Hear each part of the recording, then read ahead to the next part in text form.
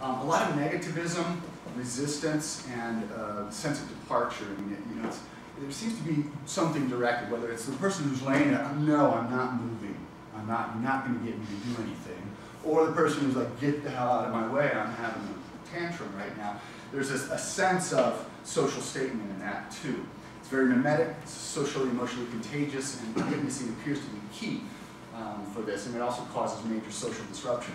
I don't know where this would have come from, but I did find, in looking through the literature, a report from the travel journal that Mary Helms refers to, in which the mosquito in their relationship with the Mayanga and the British had to punish the Mayanga sometimes, but they couldn't hurt them, in a sense, because they were trade partners.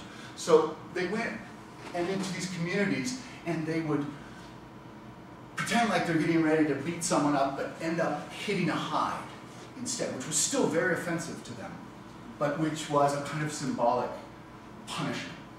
And it's the only thing I can see in the history, in the literature so far, that would give me any sense of where this might first have been used or why it has the meaning it does. And that was purely conjectural. Contrast. One is very agitated, one's very paralytic. It's hard to say what the amnesia state is. Most of the kids that I saw in Honduras had very little memory for what was going on. They just know why they got upset when it happened.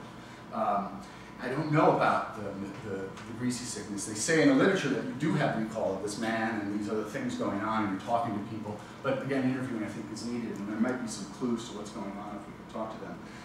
It's witnessed at the community level. There's no anonymity in delimited neighborhoods versus delimited neighborhoods in Honduras. And the behaviors are directed against the community property and invoking community response versus a more family-centered and responsive context for the Honduran case. The family has to take her down, like the parents did, down to the clinic or to a curandero. The family comes together. This person has permission to kind of be out of it for a while. It's a sense, it's a way of taking care of the stresses that are going on. So, whether the metaphor of carried away here is the right one, I think where I'm headed with this is to begin thinking a little bit more about the role of metaphors cognitively and how those metaphors index certain kinds of social relations and certain kinds of community relationships, and how they may play a role in the ultimate trajectory that this emotion, this regulation takes. I think this is a useful route because metaphors get us thinking in our bodies again. And they, I think, can help us understand the visceral, somatic, and emotional aspects of these experiences. In fact, how do we talk about emotional experience without metaphor? You can't. We're getting upset, you know. Think of almost any word, any emotion term you can. And so they connect other things. They're connecting two images, the metaphor. They're connecting with cognition and emotion. And I think they play a role here. And that's it for me. I really, at this point, am planning to go back out in the field in the coming year as part of my sabbatical. Try to understand a little bit more about the families where these are occurring, and a little bit more about the community. I know Maria Venegas has gone on to a PhD program at Pittsburgh, and we'll be also investigating, I believe, the mosquito community.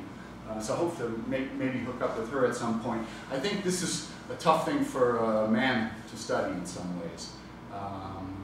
And I think that some of the issues that need to be addressed and discussed and broached in doing interviews with people may be better done with a female. I think particularly in the Honduras community, I don't know about, but they're trying to get women to come in and have their babies in the clinic. No, I'm not letting those guys deliver my baby. I don't want them seeing me. I want my midwife.